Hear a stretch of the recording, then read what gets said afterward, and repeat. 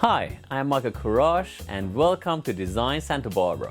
This week we are in Santa Barbara Design Center preparing to tour a home with one of my favorite designers and a good friend of the show, Leesa Wilson-Goldmuntz. I can't wait to see what Leesa has chosen for this beautiful home. Good morning, Leesa. Michael, how are you? I'm fine. How are you today? I'm well, thank you. Excellent. Beautiful day again in paradise. Look at this. Aren't we lucky? You're very lucky. It's heaven.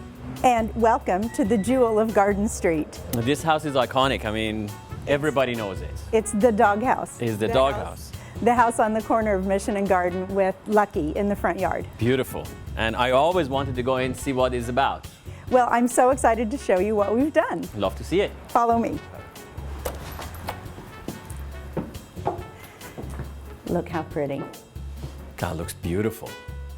The owners, who have been here for over a decade, have raised their children happily and are ready to downsize. So they asked me to help with freshening the house and getting it ready for its first date for a new family and a new home. So our goal here was to make it livable and relatable to what people are looking for in homes today, even though it is an old, historic, and iconic house. It is true. When I walked in, I go like, wow, that looks really modern, actually. Oh, well, very that was rich, warm, and I mean, I see the elements are beautiful. I love these windows and the railings, but also I see you have all brand new colors in here.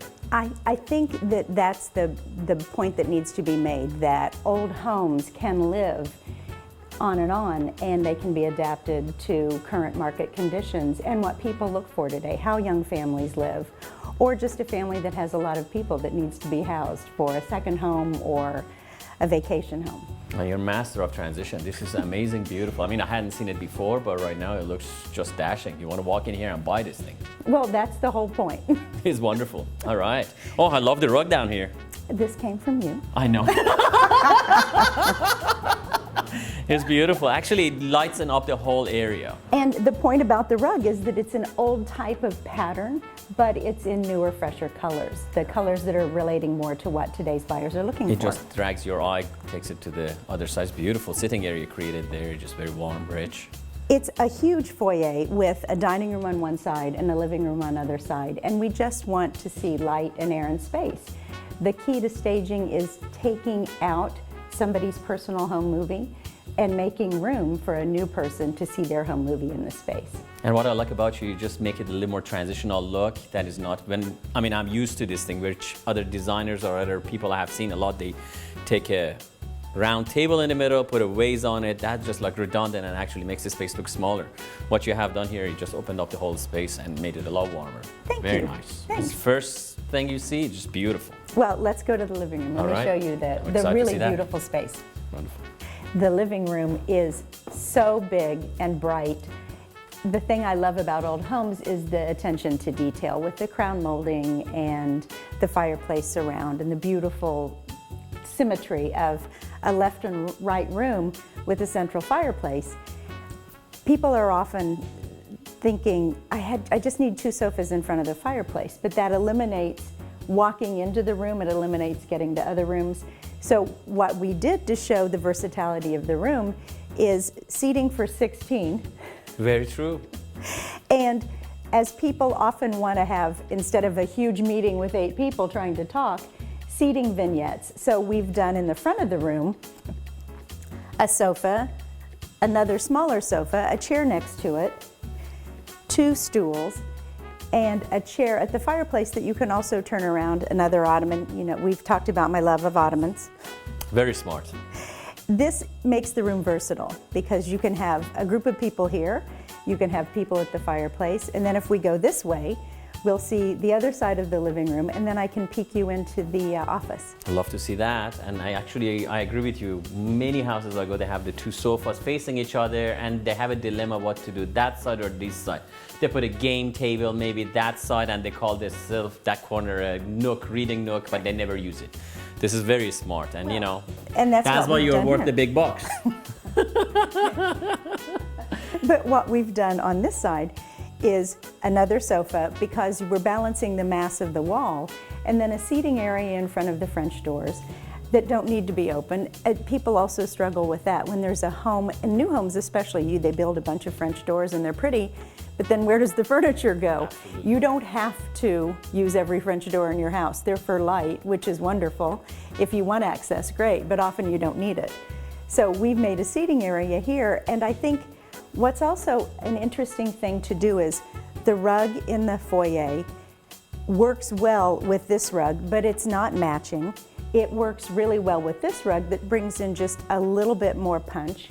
And then as we go into the office, you'll see that that again is a more traditional rug, but they all play nicely. They feel like they're in the same family. It looks like you have collected these last 50 years in different parts of the world and you brought it here. It's just beautiful. Exactly. You're very good at that, very good. Thank you. All right. All right, let's go in here and we'll take a peek into the office.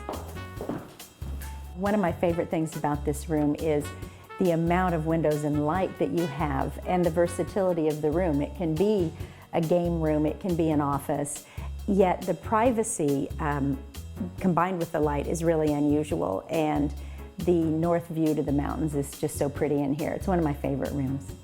It's beautiful. Very nice. So where do we head from here? Let's go to the family room.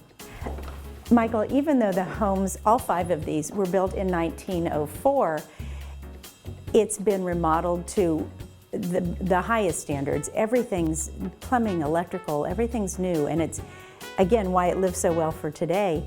The family room, which I think is wonderful, is just off the kitchen and then leads out to the pool pavilion.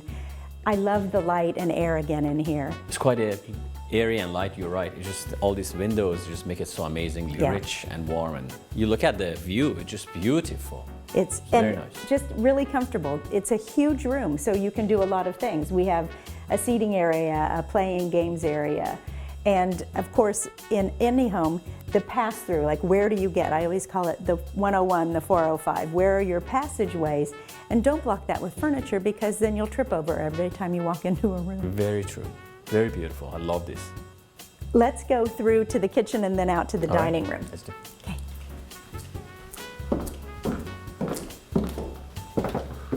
Look at. My favorite room in any house, kitchen. Isn't it great? Yeah, as you can tell, I love cooking. That's beautiful. Look at this. Recently remodeled Sub-Zero Viking. The Viking is actually the custom green that matches the outside shutters. That's crazy. So, nice. And a real cook's kitchen, Beautiful. Which is so great. The layout, again, works for today, yet we use the old space. It's beautiful. And I see how you declutter the whole thing. It looks really beautiful. Kitchens, if they are well loved, and the house is going on the market, should really be detoxified. I heard once actually one of the points that makes the house sell is the kitchen, because as we know, women make the decision. Kitchens and baths. Kitchens and baths, that's it. Yeah. You know. I do. All right. We'll go through to the dining room, which then makes a big circle from the downstairs back to the entry. All right, let's follow. Michael, look how pretty. Oh, this is beautiful. My second favorite room in any house is the dining room, again. After you made the food, where do we? All right. And again, with old classical houses, the beauty of it is you can seat a big family, you can have a wonderful dinner party. We just used the owner's original table, and this is their sideboard. It's the 2 things they didn't move out. It's beautiful, actually. Well, it's a formal house, and we wanted to make sure that if people really have that style, that they could see that in here too. It's imagining the new owners in this space. And then, of course, again, the original fireplace, which is here. Yes. There's a Very fireplace classic. in almost every room, which is That's wonderful. wonderful, as old houses can have. Again, open then to the front, and a big, huge sliding pocket door area that brings in light from the foyer once again. What's surprising, this house is actually, as you say, is built turn of a century, but the volumes, you usually think about old houses that they're Victorian, they're small, dark rooms. And look at this thing, this is big, tall ceiling and very light and airy. The original architect for the 5 homes worked with what they called the new mission style and Monterey inspired, which is why you have the beautiful details and things that are lighter and brighter, and not the dark Eastern, what we think of as East Coast homes. It's beautiful. I'm just absolutely blown away. I'm glad I saw it. I'm so glad we got to do this. And then let's go upstairs, because I want to please. show you the master. Love to see. Okay.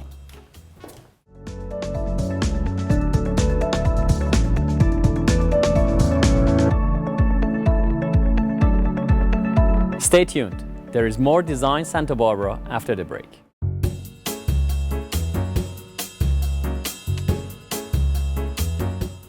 On this edition of Michael's Minute, I would like to talk to you about mid-century modern furniture. Mid-century modern is described as the period between 1933 and 1965, in which designers such as Eames and Nakashima used clean lines and futuristic materials to propel design into a post-war era. At Santa Barbara Design Center, you can see and feel a variety of mid-century inspired furniture, including our signature leather chairs and recliners with classical wood frames. Accent them with side tables, day beds, ottomans for a slick, artistic look. Customize these pieces to fit your home perfectly. To bring mid-century modern style to your home, please visit us at Santa Barbara Design Center, 410 Olive Street.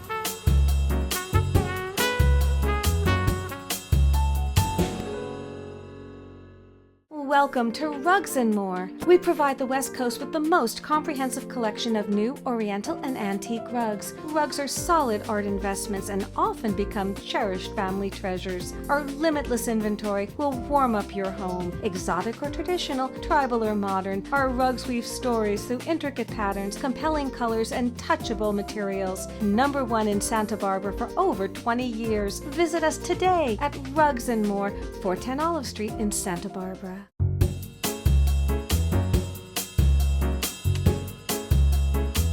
Today on Michael's Minute, I want to talk to you about transitional rugs. Although still majority of rugs we sell, they are traditional and classical rugs, but nowadays more and more designers and the projects they have requires transitional and modern carpet. On this side, we have a very beautifully handmade rug that has classical designs from Ziegler and Company, Sultanabad.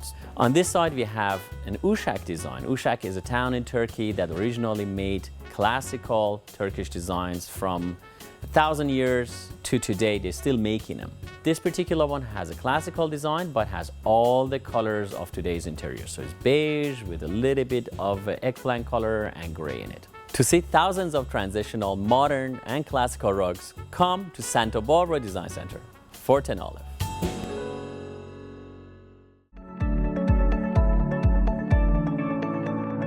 Welcome back to Design Santa Barbara. Today we are touring a beautiful Santa Barbara home with noted Santa Barbara designer Leesa Wilson-Goldmuntz.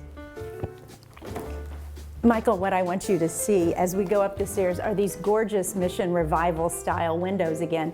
And notice the wavy glass? Yes. So this is that original. blew me away. That's original since 1904. 1904? That's amazing. It's just so pretty. And again, the point about Mission Revival, which was these were one of the very first homes in Santa Barbara to create and use this style. It mimics the roof lines of the Missions, which is where it got its name. It's beautiful.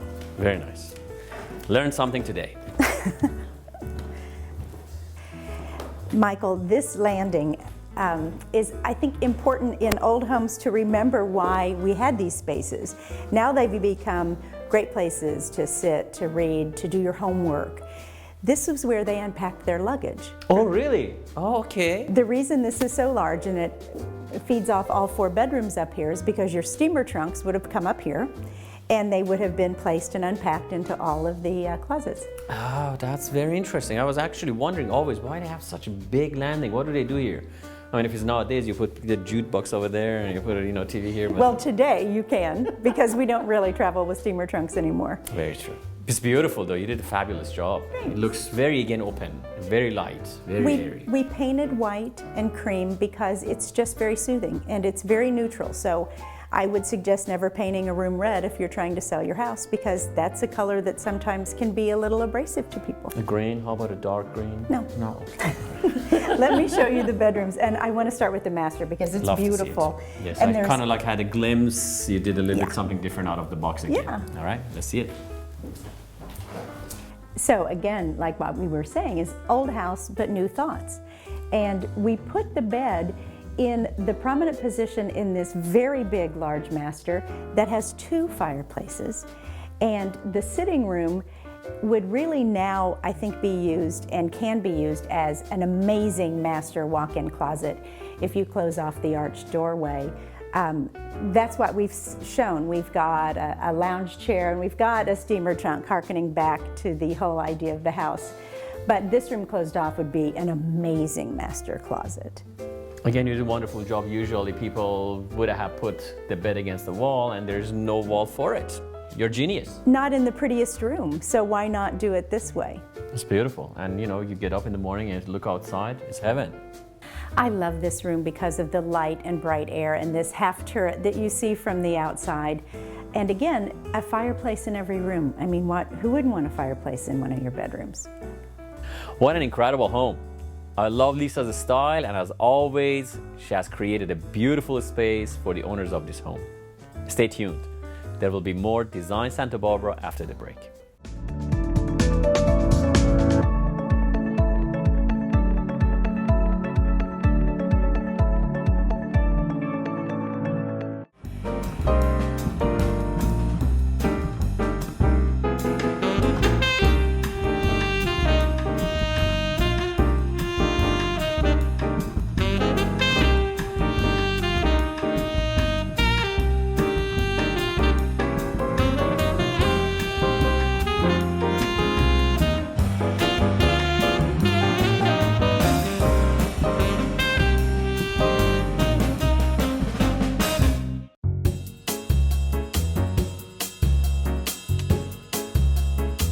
Today on Michael's Minute, I'm gonna talk about what makes a good sofa versus a great sofa. This one is called Malibu and this is called Malibu 2.0. What makes a difference is for the Malibu, we use industry standard wrap, which is a polyester. For the 2.0, we use a blend of angel hair, which is a synthetic down, and down itself. On top of that, we use two different fabrics for them. For the regular Malibu, we use 100% polyester fabric, which is very long lasting and has 30,000 double rub, which is very durable. For the 2.0, we use the highest quality linen in the market. I would like to invite you to come and see these in person. Come see me at Santa Barbara Design Center, Fort and Olive.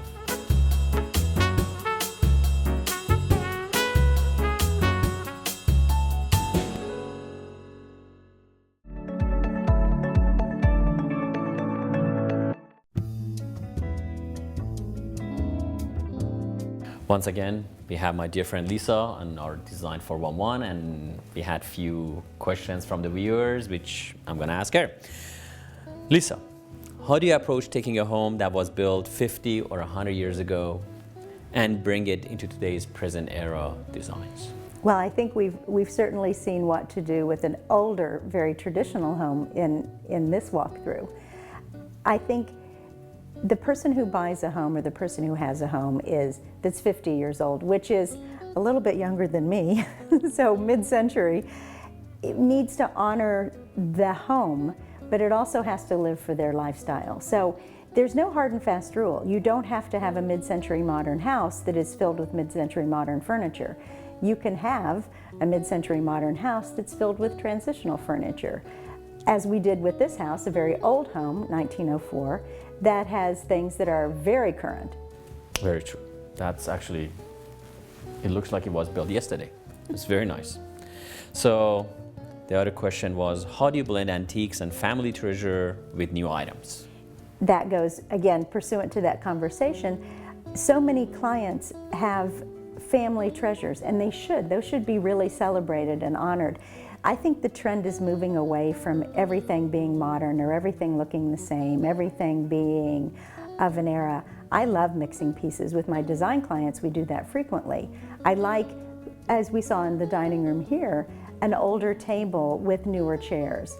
Or you can do a really pretty piece from Grandma and put it in a corner and celebrate it. You don't have to live in Victorian furniture because they aren't really very comfortable to sit on, but you can have a Victorian piece in a room. Very true, and I have seen this modern era that we just passed through. It just gets very cold and unpersonable, and the new antiques, I mean not new, but newly you bring antiques in, it just looks so warm and rich. I think people were missing the warmth and the depth of eras. It can be a little soulless if the room just feels of everything 15 minutes ago. Very true. So my last question today is, what is the most challenging aspect of creating a design? And I saw what you did upstairs in this bedroom, which was amazing. So if you could explain that to our viewers, would be great. I think the thing that people get wrong most often is proportion and scale. So you have to work with the size of the room, and as we talked about earlier as well, the flow pattern, the traffic pattern. Where are your doors? Where are your access points? You can get a lot of room, a lot of furniture in a room. It's not maybe the way you would think about it originally, which goes back to why you hire a designer or a stager, because this is what we do. This is what we know. It's research, it's ongoing knowledge for us. And the thing I like most about clients is if they know what they want, they know what they like. Frequently, that's a bigger palette than what they know they don't like. So the first question I ask is, what do you hate? What colors can you not live with? And what furniture styles can you not live with? Because that really helps. And I think if your clients, when they come into the store or I work with them, are overwhelmed, it's easier to say, what don't you like? Let's start with that, because then we can go from there. Wonderful. I appreciate you being in our show again. I thank you. Thank you. Looking forward to see you again. It's always a pleasure. I appreciate it. Thank Thanks, you. Michael.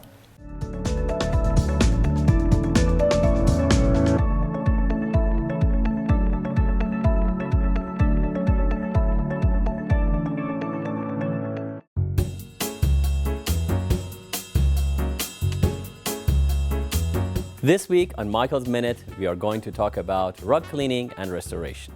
A fine rug is a family treasure often passed on from generation to generation. Rugs need to be properly taken care of to ensure their survival and protect your investment. At Santa Barbara Design Center, we are the foremost experts in professional cleaning, repairing, and preserving your rugs. Rugs should be hand washed every 3 to 5 years to maintain structure. When was the last time you washed your rugs? Proper cleaning can extend the longevity of your rug, whereas steam cleaning can damage it. Restorations by Rugs & More include hand stitching, fixing fringes and sides, and reviving worn pile. For the finest restoration and cleaning, bring your rugs into Rugs & More at Santa Barbara Design Center today, 410 Olive Street.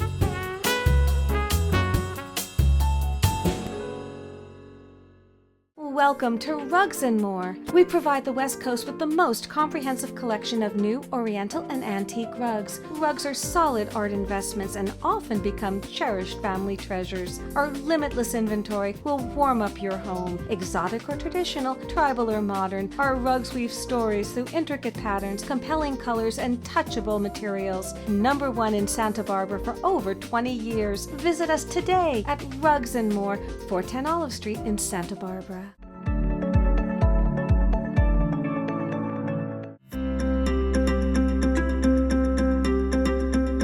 Today on Appraisals, I want to talk to you about Mafresh panels. These are tribal luggages that ancient people used to put their stuff in and carry it around. It's not like you could go to a store and buy Samsonite luggages because you're moving from one pasture to the next. So they used to create their own luggage bags, basically. So they wove this thing, and they have been doing this for thousands of years. These are a few samples of the 19th century versions of them. So they're very interesting, very colorful, and useful. So I'm going to demonstrate to you how they were used in the past. Miss Jocelyn, can you please give me a hand? So they go like this. They are big bags that they used to get filled with all their belongings of the tribal people. So they had pottery, they had silverware, they have bedding. They used to put in here. And there used to be ties. Right now you don't see them well, but there used to be ties that they tied together and they hang at each side of a donkey, horse, or a camel, and they go from one posture to the next one. And once they got to the posture, and these are tribal people again, so they make usage of a lot of utilitarian items they had, including this bag. So they used to put their kids inside these and use it as a rocker, and is a very interesting item that you can use as a luggage as well as use as a crib. Ingenious. Thank you very much. So these particular ones I have been collecting since many years, and They're absolutely stunning. The designs are, if you look at them, they are very similar to Navajo weavings. And a lot of people say Navajo designs. They're not Navajo or Native American designs. These are Caucasian designs. This is the area north of Persia, south of Russia, is the west side of Caspian Sea. And the reason you see these designs in Native American art is because the Spaniards brought these over as their horse covers, and back then they didn't have sheep in the continent to make wool and then weave these, but introduction of the sheep into the continent and then created of weaving and twisting the wool, and they had these designs. So they copied this designs into Native American weavings. I love these. They're really hard to use as anything because we basically have luggages to move, but you know, like, you can use it as a table cover, you can use it as a modern ottoman if you want, and in my case I just pile them and collect them as a tribal art. Nowadays this tribal art is appreciating. We have here two different ones, and usually they go by age, how valuable they are, and rarity. These are Kilim slit weave, and usually they range in the market between $1,500 to actually $10,000 to $12,000, depending on how fine they are. If you want to see examples of these fine works, tribal art, come to Santa Barbara Design Center.